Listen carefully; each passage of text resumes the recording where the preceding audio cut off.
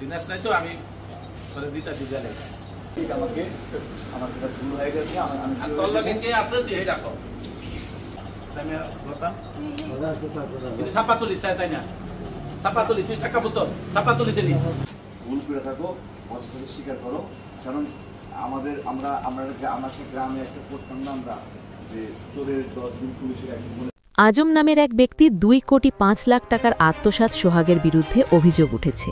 এ বিষয়ে বিভিন্ন গণমাধ্যমে অন্যের দুনিয়ায় ভাইরাল। বিদ্যুৎ চন্দ্র বর্মনের বিশেষ প্রতিবেদন। মালয়েশিয়া ভিত্তিক প্রতিষ্ঠান জাজিরা MSDN BHD এর চেয়ারম্যান আজম এক ভয়াবহ প্রতারণার শিকার হয়েছেন। দীর্ঘ 8 বছর ধরে প্রতিষ্ঠানে কর্মরত বাংলাদেশি সেলসম্যান মোহাম্মদ সোহাগ প্রতিষ্ঠানের আস্থা অর্জন করে প্রায় 2,05,00,000 টাকা আত্মসাৎ করেছে বলে অভিযোগ উঠেছে। আজমের লিখিত অভিযোগে উল্লেখ করা হয়, মোহাম্মদ সোহাগ কোম্পানির সেলসম্যান হিসাবে দায়িত্ব পালনকালে বিভিন্ন ক্লায়েন্ট ও ব্যবসায়িক প্রতিষ্ঠানের বিল গোপনে নিজে তুলে নেয়।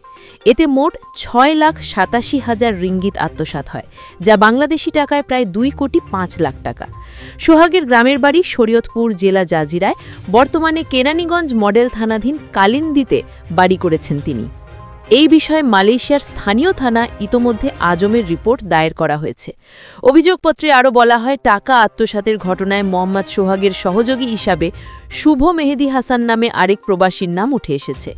প্রাথমিকভাবে সোহাগের মা জয়নাব বেগম 22 লাখ, পরে 10 লাখ টাকা ফেরত দিলেও বর্তমানে তিনি আর কোনো অর্থ ফেরত দিচ্ছেন না, বরং নানা টালবাহানা করছেন তারা। এই ঘটনায় ভুক্তভোগীর পরিবারের সদস্যরাও ক্ষুব্ধ প্রতিক্রিয়া জানিয়েছেন। আজম জানাবাকি সাংবাদিকদের জানায়, সোহাগের গ্রামের বাড়ি জাজিরা থানা শরীয়তপুর জেলায়। তিনি আব্দুল সাত্তার মিয়ার ছেলে।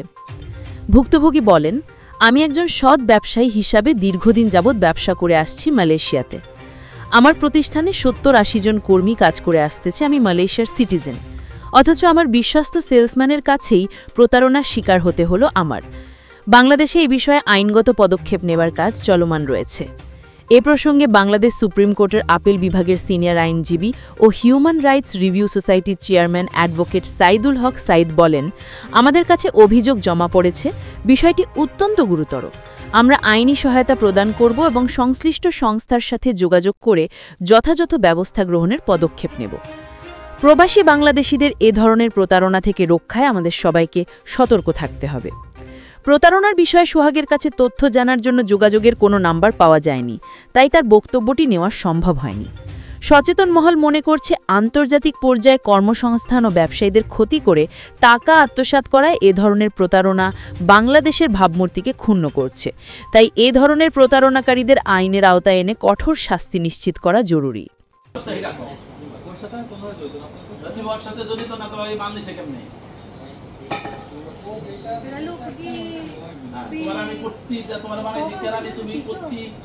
আমি প্রতিদিন কইছি চেক করে মাল দিও, চেক করে মাল দিও। আমি একদিন বগলও দেয় নাই, এই গত মাসের থেকে আমার খোলা দিয়েছি।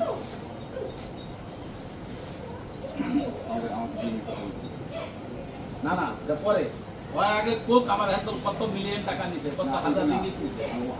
একদিনও যদি নিতে পারে 3,500 আপনি সোহাগকে এই দিনে যেভাবে যে পজিশনে রাখছেন, যে বিশ্বাস করছি, এই কথা আমি এটাই বলতে চাচ্ছি।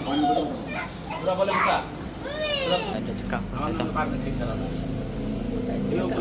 মানুষ তোরা তো আরো জানোয়ার আসছে, আরো খারাপ করছো। ভাই আপন ভাইয়ের মতো এখানে আমি জানি না, আমার বলা আমার মনে বলা ভুল না। কত ঠিক আছে কিনা বল, আমার কাছে মনে হচ্ছে না। আচ্ছা তুই কত লক্ষ রিঙ্গিত দিছিস এটা কো? এক মাসে কত লক্ষ টাকা পাঠাইছো? টাকার কোন অ্যাকাউন্টে পাঠাইছো? অ্যাকাউন্ট নম্বর দে। অ্যাকাউন্ট নম্বর লেখা এনে চালু করে লেখ, দেরি করিস না, একটু দেরি করিস না। আমি করি না, কোন অ্যাকাউন্টে টাকা পাঠাইছো এই অ্যাকাউন্ট নম্বর আমি লেখ, বাংলাদেশের কার নামে অ্যাকাউন্ট এটা লেখ। আমি বাইর করে দিই তাহলে কিন্তু রতন খাবি, খালি আমি বাইর করে দিই।